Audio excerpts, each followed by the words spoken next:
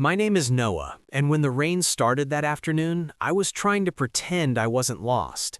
It was the kind of rain coastal towns specialize in, sheets of water marching sideways, stinging and insistent, making the red brick of Hawthorne College look darker and older, and suddenly like it belonged to a mystery novel. I'd only been on campus for a week. I knew where the library was, theoretically. I'd memorized a map on the flight over from Copenhagen, sleeping face down on an inflatable neck pillow and dreaming about the fact that I'd actually done it, that I'd crossed an ocean to start over, to be a small person in a small college town that smelled like pine and salt and coffee. But the map didn't mention how slick the library steps got when it rained. I made it up 3 before my thrift store boots betrayed me. My camera swung on its strap. I lurched. I grabbed for the bronze lion that guarded the door and slid sideways instead, the bottom dropping out of my stomach. A hand caught my elbow. Another braced my back. The hand was warm, maybe because the rest of me was freezing. "Whoa there," someone said, and the rain was loud and the sky was gray, and he had one of those bright voices that cut through both. "You okay?" I blinked water out of my eyebrows and stared into a face that shouldn't have belonged to a person I hadn't met yet. He was handsome in that open, golden way Americans sometimes are. Storm-streaked hair flattened against his forehead, blue eyes squinting, a mouth made for grinning. He had a team jacket on, navy with white piping, and on the chest, in block letters, Hawthorne Soccer. "I think my ankle's a little—" I tried to put weight on it and failed. "Sprained, maybe," he said cheerfully, like sprains were puzzles he liked solving. He peeled off his jacket in one quick movement that exposed a t-shirt clinging to his shoulders and pressed it around my shoulders like it had always been mine. The jacket smelled like grass and laundry soap. Before I could protest, he crouched, turned around, and looked back at me with that grin. "Hop on." "Sorry, your ankle?" "I'm Rory," he said. Like that, cleared it up. "I'm not letting you fall on your face on my watch. Hop on." I had a complicated relationship with being looked after. Back home, everyone liked to say practical things like, "We brought you into this world to be strong and carry your own umbrella." And what I mostly did was make lists and pretend it didn't make my insides ache when people ignored them. I did, however, have a very simple relationship with the idea of not breaking my ankle on my first week at university. So I hopped on. It's hard to feel dignified when you're clinging to a broad-shouldered stranger while the sky tries to drown you. But the jacket was warm, and his back was solid, and my ankle was grateful. He laughed when I adjusted my grip, and I realized it was a laugh designed to make other people laugh with him. Loose, generous, like he didn't mind if it was at his own expense. He put his jacket on me, I would write later in my journal, trying to pin the day to the page, then put me on him. The sentence made me blush, even in the privacy of my own notebook. The blush didn't go away when we reached the dorm, and he lowered me like I was breakable, which I was not, and knocked with his elbow on the RA office door. Inside, a heater clanked. The RA on duty was a girl with a buzz cut and an espresso, wore a lanyard with keys like a janitor, and an expression like she'd seen everything. "Hey," she said, recognizing him, and rolled her eyes in affection. "Found another stray?" "Lost a fight with the library steps," he said. "Can we borrow the first aid kits and maybe some new socks?" he added, glancing at my feet. "I think he stepped in the ocean." "I stepped in a puddle," I said, my English browned around the edges from Denmark, vowels carrying porch swings. Rory noticed, it was impossible not to, and his eyes warmed like he loved an accent as much as a storm. "Puddle," he repeated, like it was a delicious word. The RA, Jess, her name tag said, handed him a kit and a towel. "You're ridiculous, Hayes," she said, not unkindly. "I know," he said, already on one knee in front of the couch, hands careful, towel draped over his shoulder like a doctor on TV. "What's your name?" "Noah," I said. "Noah Nielsen." It came out shy and a little formal, because introductions felt like stepping through doors. "Noah," he said, trying it out. "I'm Rory. Rory Hayes, second-year soccer winger, midnight soup genius, breaker of falls. May I? He hovered near my ankle with the towel, like he meant the may I. You may, I said. He touched my ankle like it mattered that he'd be gentle. It did.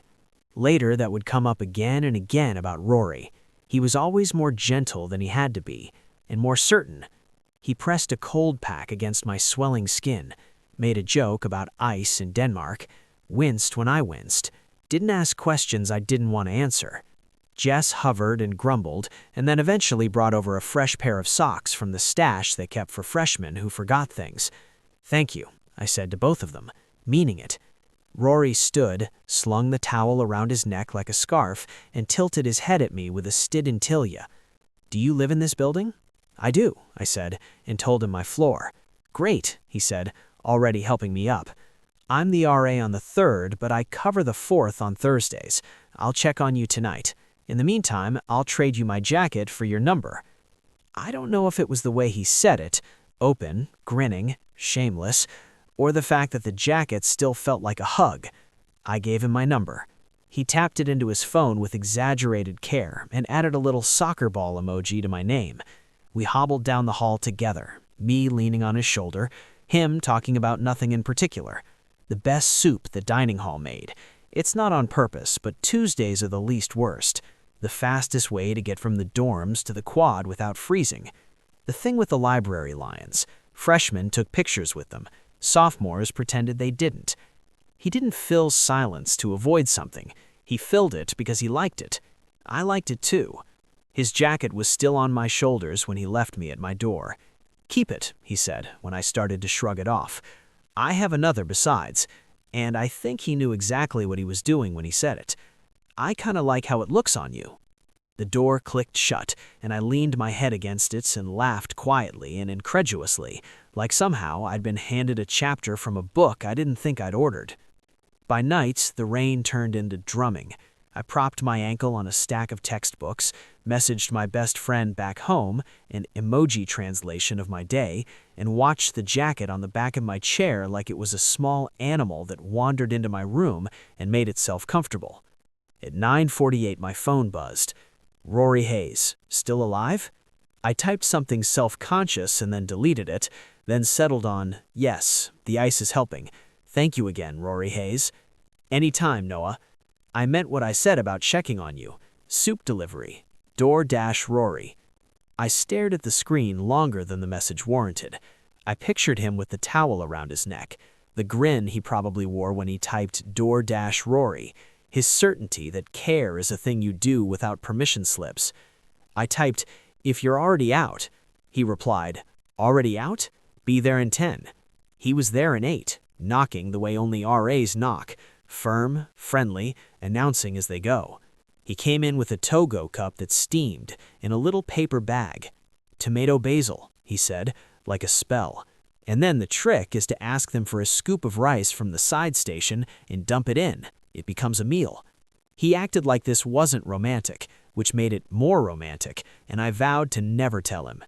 We ate on the floor, me with my ankle propped, him stretched out like a cat, telling me about his roommate who said he snored. He didn't. The time the team van broke down on the way to a match, he fixed it with duct tape and a prayer. His grandmother taught him to sew buttons back on shirts. He mended 3 for his entire floor last week. I told him in pieces about Denmark, about why I came, about the air over the Oresund smelled different from the Atlantic. I didn't tell him the other thing, the thing I didn't tell people until they'd earned it, that I was out, but only in a way that felt theoretical, more a word than a life. He didn't force me, he didn't even nudge. He beamed, told me I could text him if the pain got worse, and promised to find me a better umbrella. He found me a better umbrella, of course. The next day it was black and sturdy, and the kind my parents would have called an investment. He left a note tucked under its strap in my doorframe, for emergency storms and those that pretend not to be. The jacket fit me better each time I put it on. The campus got smaller. I found the library steps again and took a picture of the lion's wet whiskers and printed it later in the darkroom, watching the ghost of it come up in the developer tray like memory. My first photography assignment was called Home, and at the critique, Hart, 50-some and always in wool, said, "Find what you've already been staring at but haven't let yourself name." I was pretty sure I knew what that was. I took a picture of my desk with the jacket thrown over the chair and pretended the subject was the morning light. Rory was everywhere. He was on the quad, flicking a ball from foot to foot as he walked, shouting across the grass to a teammate named Tom. He was in my corridor, kneeling to unjam a window that had married itself to its frame. He was in the dining hall, waving me over to his table like we'd agreed beforehand, introducing me to people with simple, easy words. Noah, Dorm 4, photography, from Denmark. His eyes shift to me to make sure he gets it right, and then asking me questions to fold me into the conversation. He became my map. He also relentlessly found excuses to see me. 2 days after the soup, I got another text. "Rory Hayes, do you want to watch the team practice? We need someone to take a few photos of Rory than anyone else. It was not what the team page needed. I took them anyway. The concentration in his mouth when he lined up a shot, the amusement at Tom's dramatics, the way his hands found the middle of a teammate's back after a drill, grounding and easy, like he couldn't help offering contact. He checked on me 3 times. "Are you warm? Can you see all right? Do you want hot chocolate after?" And each time the answer shifted a little toward yes, more. We built routines without saying the word. On Tuesdays, we met in the library after my class. On Thursdays, he ended practice early when it threatened rain and swung by my dorm to bring me the umbrella, which he'd started calling ours. He learned the sounds my voice made when it was tired and pressed tea into my hands without asking. I learned the way he went quiet when he was worried, how to fill that space, and then leave it alone when it wanted to be quiet. He told me he liked fixing things because it was a problem with a solution he could hold. I told him sometimes photographs felt like that too. He kissed the top of my head once without thinking about it. It was in the thick of midterms. We had colonized the table at the back of the library with flashcards and pens and gummy bears and those little triangular flags of sticky notes that look like prayer banners. I woke up from a nap that had ambushed me and found his jacket around my shoulders again, and him bent over a problem set with his mouth screwed up in concentration. I pressed my cheek to his shoulder, blinking sleep away from my eyes, and without looking, he turned his head and kissed the top of my hair. We both froze. He turned, eyes wide. "Sorry," he said, but it was the kind of sorry that asked if it was okay. "It's okay," I said. I was 19 and still learning how to speak. The words fell heavily and then liberated a room of air behind my ribs. I wanted to say more. I wanted to say, "I want that." But a chastened librarian shushed us from 3 tables away, like maybe he could hear the thoughts. "Okay," Rory echoed, and a smile broke like a sunbeam through cloud. We didn't rush, or rather, I didn't. Rory had this way of accelerating toward joy and then stopping on a dime in deference to other people's breaks. At the Winter Carnival in early December, a small-town affair with paper lanterns and a skating rink no one could really skate on, he took my hand to steady me on the ice and then didn't let go when we stepped off. My breath made little clouds. He had a scarf around his neck I wanted to steal. I slipped in the slush near the food trucks because, of course I did. He caught me with his hands on my waist, laugh warm, and then didn't move them. The lights were stupidly pretty. He pressed his forehead to mine like he was taking a reading. "Can I?" he began. "Yes," I said. The first kiss surprised me by being exactly what I thought a first kiss would be, and nothing like it at all. It was a hello said properly. It was warm and soft and a little shaky. He smiled against my mouth in a way that was much too tender for a frozen parking lot. And then he tucked me under his chin, both of us laughing because anyone could see us, because no one knew us, because we were doing the kind of thing that turns the word out into something tactile and immediate. "Okay," he said later, when we were sharing a paper cone of fries, and my nose had crossed the line into red. He wiped a fleck of salt off my cheek with his thumb, and he looked like he'd been walking toward this moment for a long time. "I like you, like embarrassingly. And I like being the guy who gets to make sure you have food and an umbrella and a working window. I like kissing you. You don't have to call it anything. You can call it home improvement. I'll still show up. I could have said 1,000 things. I could have said, I like you too. I could have said, I want this. I could have said, yes. I did say yes to his face, quietly, as if the wind could steal it. But the bigger words that I'd only told one friend back home, that telling my parents felt like a cliff, that every time he touched me in public I was dizzy from happiness and terror, those were stuck, mulch under fresh snow. He saw something of that in my face and squeezed my hand. Slow is fine, he said. He was brave for both of us. Slow is good. It was, until it wasn't. Winter came down hard after finals.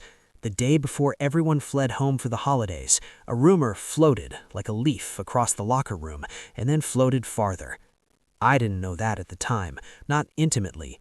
I knew only that at a party in an off-campus house with wood-paneled walls, a boy from Rory's econ class decided to be very friendly. And when Rory adjusted away with the polite kind of no that should be enough, the boy kept going, all raised eyebrows and oops, sorry, that's just who I am. He had 2 beers, an entitlement. The mix soured. It was stupid and small, but stupid and small things are the ones that cut because they pretend they're too tiny to bleed. We left early. The snow tried to be soft and wasn't. I wrapped my scarf twice and shoved my hands into my pockets so hard my knuckles hurt. I should have told him to knock it off sooner, Rory said, jaw set. He looked older like that, like the light inside him had dimmed to a pilot. You did, I said, because he had. My team is my team, he said, like a vow and like a problem, and his breath left him in a cloud. I wasn't angry with him. I was angry with a world that made someone like Rory calculate kindness like it was a budget. But because I wasn't brave enough yet, that anger turned inward and then sideways. It turned into quiet. It followed me home to Denmark. It stood behind my mother's shoulder while she asked careful questions about my classes and my plans and whether the weather in Massachusetts was worse than in Copenhagen.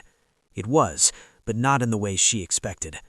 I drafted and deleted a message 17 times that said, I met someone.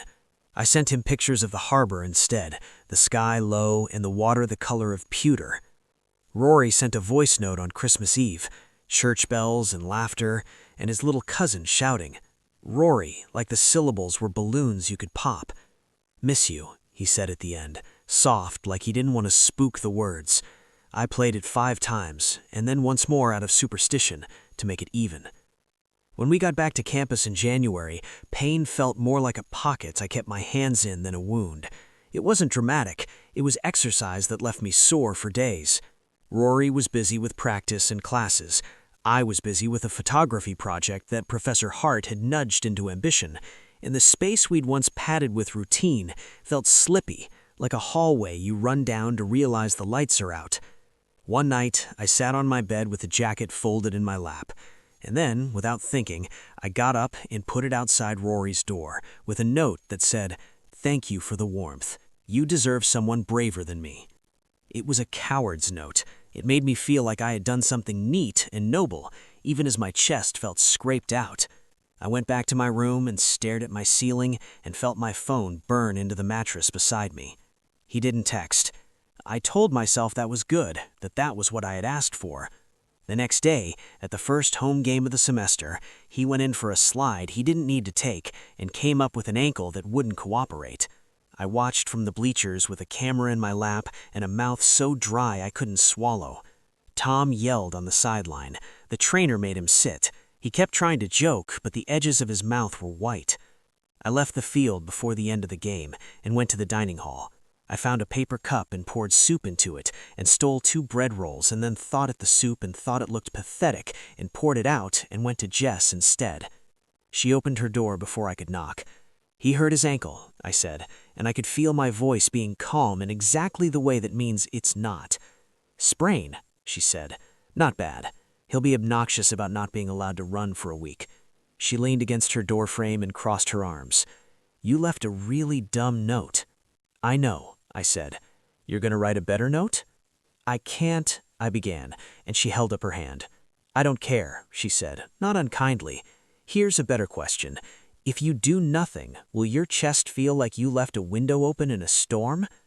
She knew too much about windows. I sighed. Do you have any bay leaves? I asked, and she grinned like I'd gotten an answer right. I made him soup the way he made me soup. I brought it to his room with a spoon and a napkin and just enough fussing that he knew I meant it. He looked up from where he was lying on his bed with his ankle wrapped, and his mouth did something that made my whole body go hot and then float. Hey, I said, because sometimes the smallest word is the bravest. I'm sorry. He looked at the soup and then at me. For the ankle, for not knowing how to be in a story I wanted to be in. He sat up and patted the bed beside me. I put the soup on his desk and went. We sat in the quiet for a minute while the radiator clicked and the snow outside pretended we hadn't had enough. I don't need you to be brave for me, he said, because he cut through the things that made me sweat. I'm afraid, I said. I thought saying it would make me smaller. It didn't. Me too, he said. I'm afraid of messing up, of being the guy people think I am instead of the one I am. I'm afraid of being a joke. I'm afraid of not being enough. He made a face at himself and then shrugged. But I'm more afraid of not picking the thing that makes me feel like I get to take a full breath. You make me feel that way, I said. Then let me be a little too much, he said, smiling, the old grin returning, a little dented, more valuable for it. You can always tell me to stop. He didn't stop. He doubled down on being Rory, and I was relieved because the thing I liked best about him was also the thing that could carry us. He sent me stupid memes and photos of his ankle like it was a celebrity. He asked to see my photographs and looked at them like they were hand-cut gems. He put his hand in the small of my back in the dining hall and the library and caressed the place where my neck met my shoulder on our walk from class. And every time I watched to see if the sky would fall, and every time it did not. Can take a punch. I'm tired of this. I'm tired of trying to figure out how not to make waves when all I want to do is swim. I can say something, he said. You shouldn't always have to be the one to fix it, I said. And then, without meaning to, I said, I don't want to be someone you have to hide. He flinched and then looked stricken, which was worse than angry. I'm not hiding you. I'm still figuring it out, I said, and I hated the way the words sounded, like a door not opening. I'm trying, I am, but sometimes, I gestured at the library, at the whole of it, sometimes it feels like we're standing in a room full of people and all I can think is how to make my shoulders smaller. He put his hands on the table and didn't touch me, like he knew his touch would undo me, which made me want him more. Maybe, he said, gentle and steady, maybe that's what home is for, so you can rest your shoulders. Noah, I don't need you to be a billboard, but I need to know you won't run when someone looks. We were very still for a moment. I could hear a printer cough. Outside, the flag cracked. Okay, I said finally, I won't run. We agreed to take a breath. Jess called it a pause instead of a break and handed me a granola bar like she was issuing a command. Tom dragged Rory out for coffee and told him, in the way friends can, that his face was a billboard whether he wanted it to be or not, that people followed him because he walked first. Can take a punch. I'm tired of this. I'm tired of trying to figure out how not to make waves when all I want to do is swim. I can say something, he said. You shouldn't always have to be the one to fix it, I said. And then, without meaning to, I said, I don't want to be someone you have to hide. He flinched and then looked stricken, which was worse than angry. I'm not hiding you. I'm still figuring it out, I said, and I hated the way the words sounded, like a door not opening. I'm trying, I am, but sometimes, I gestured at the library, at the whole of it, sometimes it feels like we're standing in a room full of people and all I can think is how to make my shoulders smaller. He put his hands on the table and didn't touch me, like he knew his touch would undo me, which made me want him more. Maybe, he said, gentle and steady, maybe that's what home is for, so you can rest your shoulders. Noah, I don't need you to be a billboard, but I need to know you won't run when someone looks. We were very still for a moment. I could hear a printer cough. Outside, the flag cracked. Okay, I said finally. I won't run. We agreed to take a breath. Jess called it a pause instead of a break and handed me a granola bar like she was issuing a command. Tom dragged Rory out for coffee and told him, in the way friends can, that his face was a billboard whether he wanted it to be or not, that people followed him because he walked first. Rory said he didn't always want to lead. Tom said, "You don't have to always, but don't stop because you're scared." Professor Hart scowled at my latest project, and then, when I stared him down, smiled like a shark. "You take exquisite photographs of other people's hands," he said. "When are you going to photograph your own? When are you going to show me the person behind the camera?" I went to the dark room and took a self-portrait. I wore Rory's jacket, the second one because the first had found its way back to him and then to me again, in a loop that felt less like borrowing and more like a promise. I shot my hands holding a print of his hands. It felt unbearably on the nose, and then, when the paper bloomed under the red lights, it felt like relief. Spring cracked open with rain, of course. On the last day of the home game, the clouds sat fat and sullen over the field and then let go all at once. The bleachers turned slick, the ball zipped over the grass like a fish. Rory had been back on the field for 2 weeks by then, ankles steady, shoulders sloped with the weight of a season he could see the end of. I watched from the sideline with my hood up and my camera under my jacket and the old umbrella propped in the mud. Every time he sprinted down the wing, my heart sprinted too. They won, barely, because the sky was aggressive and the other team was faster, and because Tom did something baller with his head that made the crowd lose it. The whistle blew and everyone shook hands and shouted things you only shout at the end of seasons. I didn't know if I was going to walk up to him. I didn't know if I was going to wait and make him come to me. I didn't know if I was going to sit down on the grass and cry like an idiot, because sometimes happiness has nowhere else to go. Rory answered the question for me. He jogged straight to the sideline, water dripping from the tips of his hair, cheeks flushed with cold and victory. He looked ridiculous and beautiful. He looked like the same boy who had caught me on the library steps, and then like a man I'd learned, inch by inch, who had learned me back. "You're freezing," he said. He was not wrong. "I'm fine," I lied. He shrugged out of his jacket and put it around my shoulders, again, for everyone to see because he wanted everyone to see.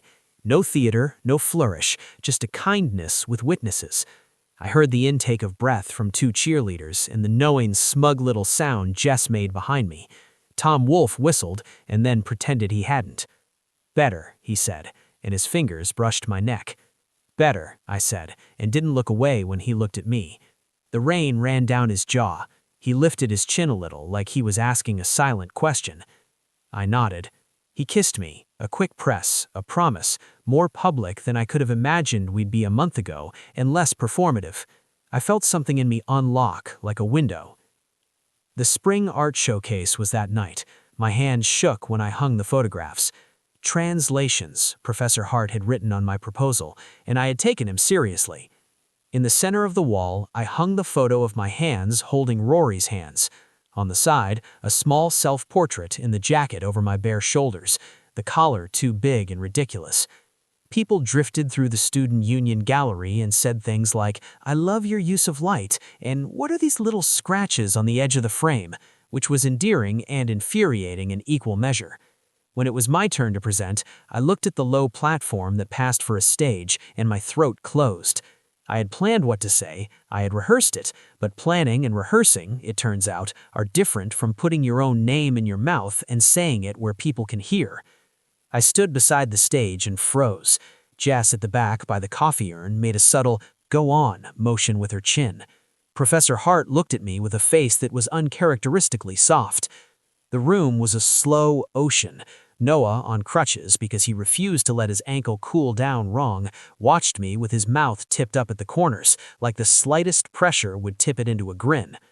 When I didn't move, he did.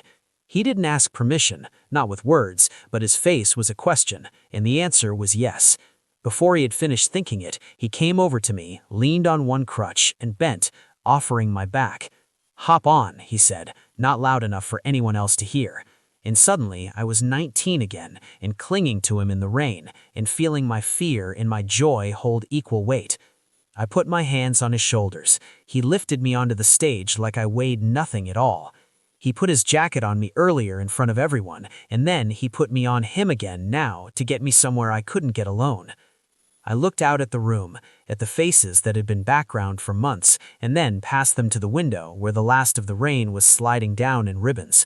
I found Rory's eyes and steadied. "Hi," I said, and my voice did that thing it does when I'm trying to be brave. It got smaller for a second, and then found a willing place to land. "My name is Noah." Saying my name out loud felt like wiping a window clean. This series is called Translations. It began as photographs of a new place that didn't yet feel like mine. Bricks and benches and borrowed umbrellas. And then it turned into photographs of light falling on a jacket, hands catching hands, the ways we say home without saying the word. I exhaled, laughed at myself because I could feel my own eyes getting wet, and kept going. Home is sometimes a building, sometimes a country, sometimes a memory. Sometimes, if you're lucky, it's a person who hands you warmth before you know you need it, and then finds a way to carry you when you don't know how to move. There was a moment of quiet, which is different from silence. Someone sniffed. I saw Jess wipe at her nose with the back of her hand and then glare at anyone who might comment. Tom Wolfe whistled, and then pretended he hadn't. "Better," he said, and his fingers brushed my neck. "Better," I said, and didn't look away when he looked at me. The rain ran down his jaw. He lifted his chin a little, like he was asking a silent question. I nodded. He kissed me, a quick press, a promise, more public than I could have imagined we'd be a month ago, and less performative. I felt something in me unlock, like a window. The spring art showcase was that night. My hand shook when I hung the photographs. Translations, Professor Hart had written on my proposal, and I had taken him seriously. In the center of the wall, I hung the photo of my hands holding Rory's hands. On the side, a small self-portrait in the jacket over my bare shoulders, the collar too big and ridiculous. People drifted through the Student Union gallery and said things like, "I love your use of light," and "What are these little scratches on the edge of the frame?" which was endearing and infuriating in equal measure. When it was my turn to present, I looked at the low platform that passed for a stage, and my throat closed. I had planned what to say, I had rehearsed it, but planning and rehearsing, it turns out, are different from putting your own name in your mouth and saying it where people can hear. I stood beside the stage and froze. Jess at the back by the coffee urn made a subtle, "go on" motion with her chin. Professor Hart looked at me with a face that was uncharacteristically soft. The room was a slow ocean. Noah, on crutches because he refused to let his ankle cool down wrong, watched me with his mouth tipped up at the corners, like the slightest pressure would tip it into a grin. When I didn't move, he did. He didn't ask permission, not with words, but his face was a question, and the answer was yes. Before he had finished thinking it, he came over to me, leaned on one crutch, and bent, offering my back. "Hop on," he said, not loud enough for anyone else to hear. And suddenly, I was 19 again, and clinging to him in the rain, and feeling my fear and my joy hold equal.